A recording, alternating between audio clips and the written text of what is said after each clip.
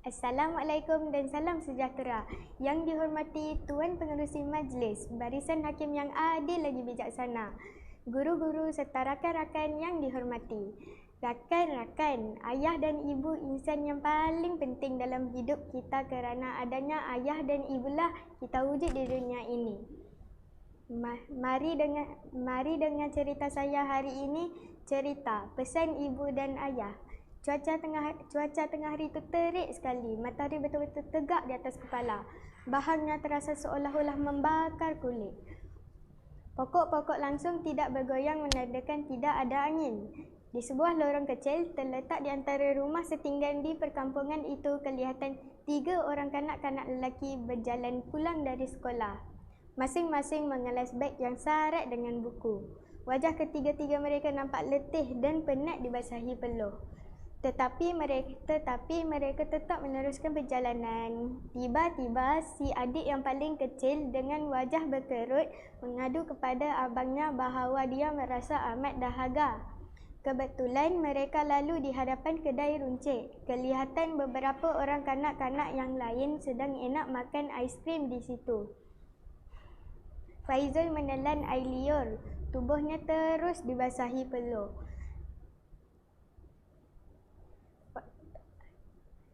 Faizal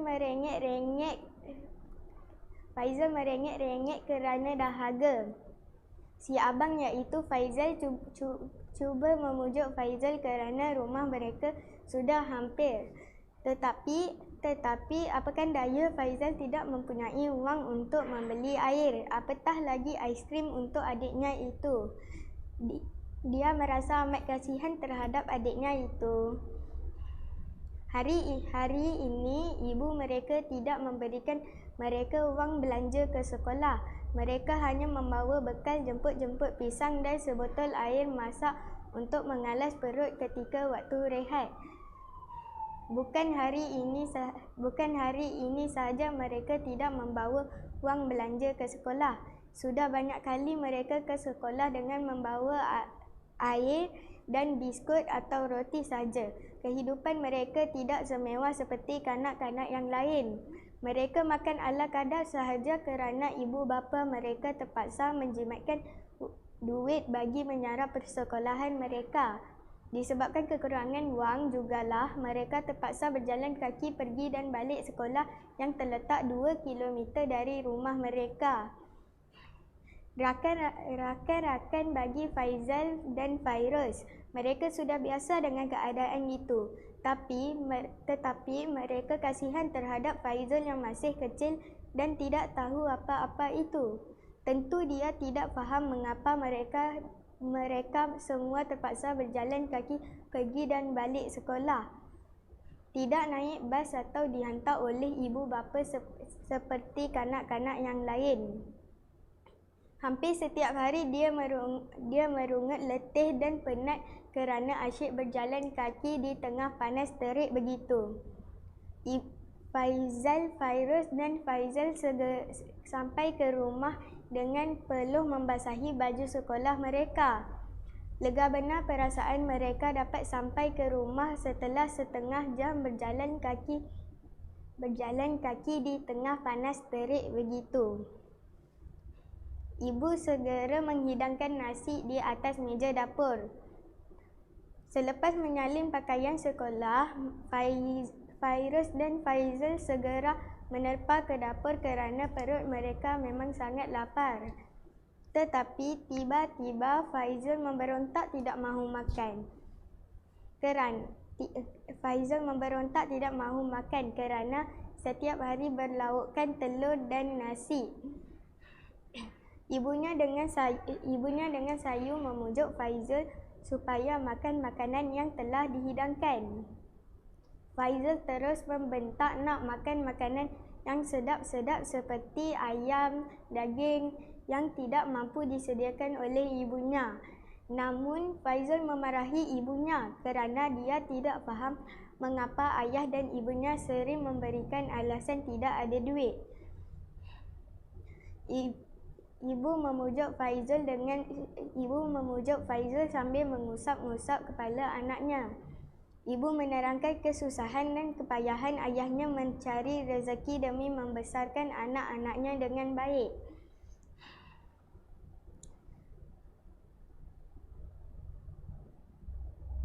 Pada suatu hari, Faizal pergi ke kedai untuk membeli barang yang dipesan ibunya. Faizal terserempak dengan beberapa anak jirannya yang sedang duduk-duduk di bawah pokok ceri. Kawan-kawannya mengajak Faizal untuk singgah berbual dengan mereka.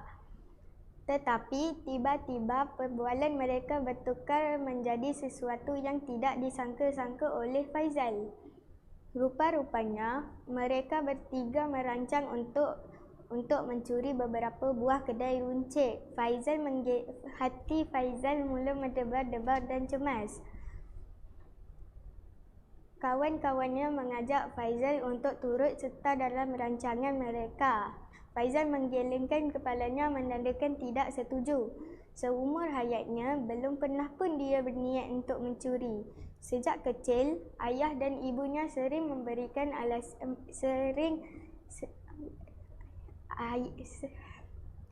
ibu dan ayahnya selalu berpesan jangan mencuri, berdosa kerana tidak mahu mengikuti rancangan budak-budak itu.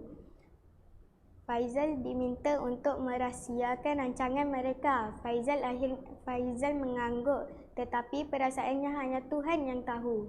Sedikit pun dia tidak percaya yang mereka bertiga melakukan kerja yang tidak bermoral. Lalu Faizal dengan segera pergi ke kedai untuk membeli barang yang dipesan ibunya. Faizal berasa serba salah memandang wajah Pak Amin yang tenang dan baik itu. Dia teringat rancangan jahat budak-budak itu. Perasaannya berkecamuk sehingga terlupa memberi barang yang dipesan ibunya. Dia terus pulang ke rumah. Ibunya berasa hairan melihat keadaan Faizal kegelisahan. Faizal memandang wajah ibunya. Faizal tunduk memandang tanah kerana dia tidak tahu apa yang hendak dijawab kepada ibunya. Tiba-tiba terpacul dari lidahnya menceritakan apa yang berlaku. Faizal menceritakan dengan jujur kepada ibunya. Setelah mendengar penerangan Faizal, ibunya menasihatkan anaknya supaya memberitahu hal yang sebenar kepada Pak Amin.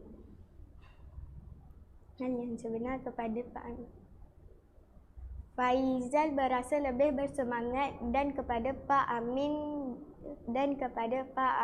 yang telah banyak membantu keluarganya.